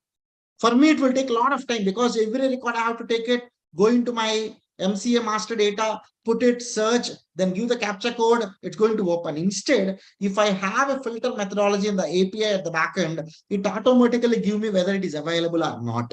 Okay, so these all are different domains in our process. We can use it. As I mentioned, my session is more of just giving you little heads up how you can take this session forward. These all are the tools in the market. UiPath is one of the hot in the market. Okay, as of now, Blue Prism is just expanding it wings to the next level. WorkFusion, IBM Watson, it is, I think, one of the world RPA application, but only the bigger companies are using as of now. But maybe you can start searching this Microsoft Power Automate and download it, and maybe you can download even UiPath. Downloading UiPath Studio, you can download it. That's not a problem, because maybe when you are going for any server level, then it's going to ask for the subscription. But initially, if you want to build your prototype, maybe small processes, UiPath allowed you. Microsoft Power Automate, by default, that comes with Office 365. Till one level, you can make flows. Maybe if you reach that level, then you need to pay the subscription. Otherwise, if you are using any of the premium features in the RPA related, then probably for which you need to pay. Okay, you can at least make your hands dirty by just going into the experimenting these two. This is what I feel the biggest challenges we can find when we deal with the client. Though we talk about RPA and everything, there is a huge license cost. You can't deploy it simply like that. Even the idea tool, which I'm just talking with you, this is like every year you need to pay approximately 15,000 to 20,000. I don't think so, until unless our firm is a little bigger firm where we can handle huge data. We generally don't try to spend money on this. Then obviously, when you are trying to go into any of these RPA applications, heavy license cost is involved. That's the reason it is a very low ROI in small organizations. Okay, so I don't suggest UiPath for the small organizations, because UiPath, to get one license, it is into the lakhs. The time involved in understanding our RPA tools will take a lot of time. It's not that easy how we explain in 10 different slides. But this can be an eye-opener session for all of you. If you spend little time, maybe next 6 months or 1 year, I'm sure you can start building small applications after 1 year. Okay, but when it is not suit for the small organizations, what you can do? You can just look into the automation process in our regular day-to-day applications like Power BI, like Power Query, like Microsoft Excel, in the VBA, because these all where you need not to spend money. Microsoft Excel is an offline application. If you can just get the subscription for lifelong 2022 version, next couple of years you can use it. Maybe if you can spend little amount of 600 rupees at your office, maybe 30 people can use it, 6 different licenses, right? So how through even a small applications like Microsoft Excel, we can do the automation. I'll just show you what I have done for my office. Maybe you can understand. This can be even done using Power Automate and UiPath, but when the known application is before me, why should I need to spend for a lot of cost for the license? This I have done the entire automation using Microsoft Excel, but at the front end, it is only Excel. At the back end, it is a Power Query. That is an ETL tool we called. ETL is basically, it can extract the data, it can transform the data, it can load the data back into your Microsoft Excel or whatever the application you can use for the analysis purpose. What this automation I have done is, you can put your currency and you can put your dates. You just need to refresh this data. It goes into the XE website. I'm sure you all know about this XE website. Most of the bigger companies are, top 500 companies in the world get the currency rates from here. Okay, not only currency rates, this is basically the subsidiary of Reuters. Okay, they maintain the entire currency rates database. What I'm going to do, let's say I want to have a currency rate today, and let's say +1. Or else maybe let's take for 12th. These 2 dates I want to have a currency rates. What I can simply do, I can just refresh. What it does in this automation, it open in the browser this particular link. It filter the data only for the INR USD, then it is going to paste the data here. And it will take again, it will open again this particular URL. It goes to the data there, and it goes to the browser, open that link, and it filter, finally it's gonna paste. For example, you're trying to say, Mr. Saran, can I get maybe from 1st January 2022, I want to just have this plus 1. Let me drag this. Okay, maybe, yeah, it takes little time, obviously, because I'm trying to check for, I'm just trying to check for 32. Sorry, 1 second. Yeah, let me copy and paste here. Yeah, this is not part of my table, I'm sorry. Yeah. Okay, so this is plus 1. Let me take it for a couple of other items. Okay, leave it. I can expand the table. That's not a problem. What I can do, I can have this plus 1, just copy paste.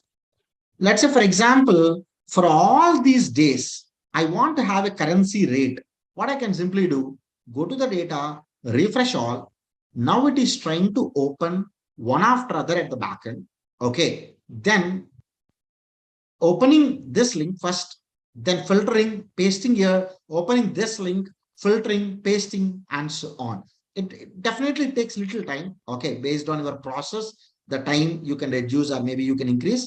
So it is going for every link, filtering the data, pasting it. Maybe within 1 or 2 minutes, you can see for all these dates, the currency. I did not do much of the error handling. Maybe if we spend little time on the error handling, that means some of the dates where the currency is not available, because the websites are continuously changing. When they change a filter methodology, this will not work. And again, you have to look into the link, why it has broken and so on. But generally, we are trying to apply for the ERPs. In SAP, you need not to open the entire PO. What you can do, once you open a PO, on the top you have an intranet link, right? If you change the PO number, that automatically open. Check it out how beautifully what it does. It has taken the currency rate for all these days just to show you whether this information is correct or wrong. What I can do, I can just go here. Let me paste this, enter. Now check it out. USD versus INR. It is 75.1022 and so on. Check it out. What it has taken, 75.1022. Just want to check maybe for this date whether it is correct or wrong, because I can see there is a difference. Let me copy this. Let me paste here. Just confirm. Check it out. 74.82, 74.82. This is what you can do without spending a lot of money, maybe with little knowledge. Okay, another small automation which generally we use for the reconciliation of two data sets. Okay, a small automation which you can build. Let's say, just as an example, this is one data source, this is the other data source, this is from the ERP, and this is from the bank. Generally, this is what the reconciliation we have. You take reconciliation world throughout the world, it is having the same meaning. What is the balance as per ERP? What is the balance as per the bank? We'll do the adjustments in between. That means balance as per source 1, do the adjustments, balance as per source 2, we have to achieve. Yes or no? And if it is available in the source 1, that should give me the extract. Then not available in the source 1 should give me the extract. Available in both, but with the differences, I want the extract. And also I want to get the reconciled items also in the extract. Now what I can do, I need not to do this again and again. To do this process, I'm sure you will take more than half an hour, at least, to get these extracts and everything. What I can simply do, let's say, let me make this as a 999. So what will happen? As of now, the difference, because this reference ID is there in both the places, this is 99,999. This is just 9,999. That's the reason it is 99,998. Maybe if I refresh, let me just go to the data and refresh. It does the entire transformation at the back end. This value will get reduced. And also, this also will get reduced. Let me just refresh. Check it out. This. Wait. Because, yeah, check it out. It is 90,000. Maybe if I remove this record, now it will move from here to only in the ERP. That means this row will automatically expand. Let me just go and refresh. Wow, it is going and sitting here.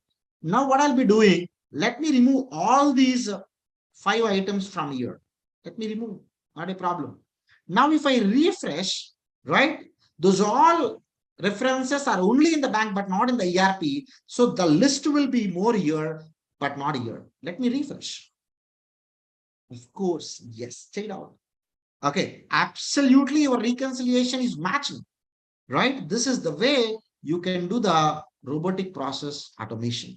Okay, this is with a small Excel I'm using. Okay, you can say this is a robotic process, but a small automation I can say. Maybe if you are using with the process using the UI path or Power Automate, there are many different features.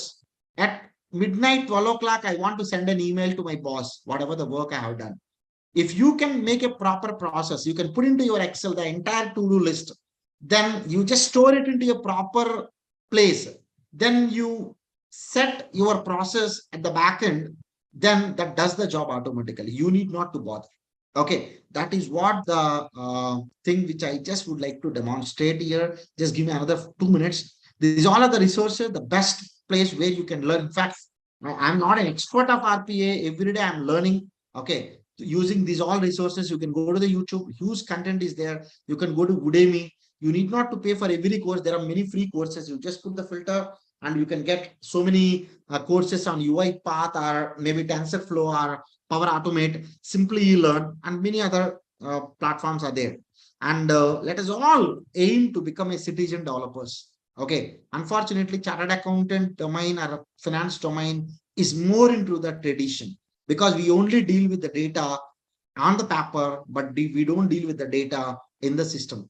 That's the reason, many a times we failed even taking the GST audits, because GST audit is nothing but a reconciliation. For a bigger company, if you get an assignment, I doubt even we can do it with a very quality, because if you want to do that reconciliation, you should have a proper equipped in the investment into the applications. If you're not good of these small things, when you get a huge data, when you get a less time, obviously the quality will be zero.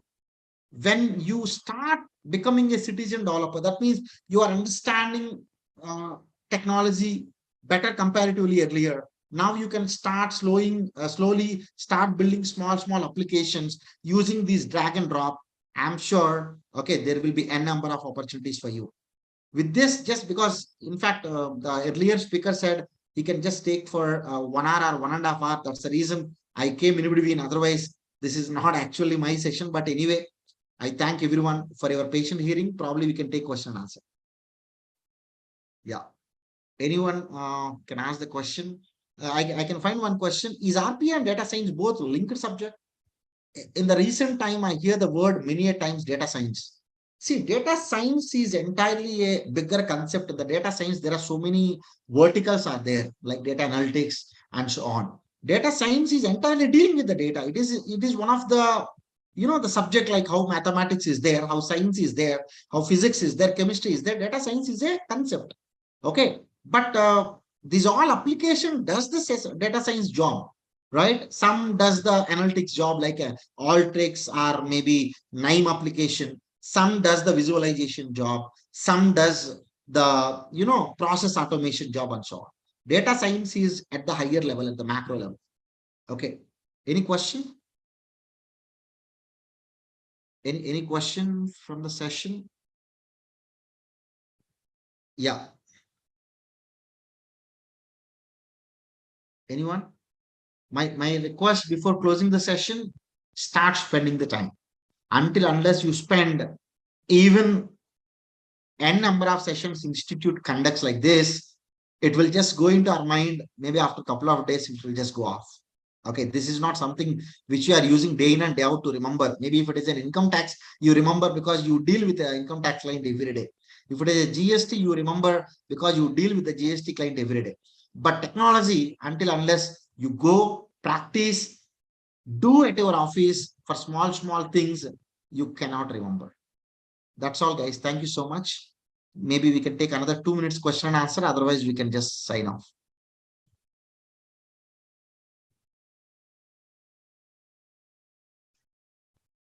Yep. Any question?